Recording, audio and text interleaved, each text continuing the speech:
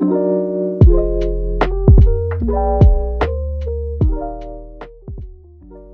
I'm Jason from Deepernauts. In this video, I'm going to show you how to use the custom route feature in the brand new DPN app. The custom route feature is available for anybody that wants to input custom domains or IP addresses into their DPN app. At the bottom right, hit the settings button, and at the very top you can see custom route. Here, it's really simple. At the very top right, there's the plus button, and then input a domain. You will have the ability to choose between any of the 4 tunnels that are active on your network. Once you choose the tunnel, you're done. The domain that you input will automatically be redirected to the tunnel that you have chosen, and the same for the IP address section. Input an IP address, select a tunnel, and then press Add. It's really simple.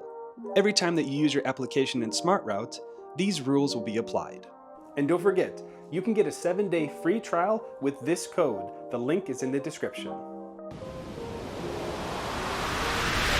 Deeper network of the users, by the users, for the users.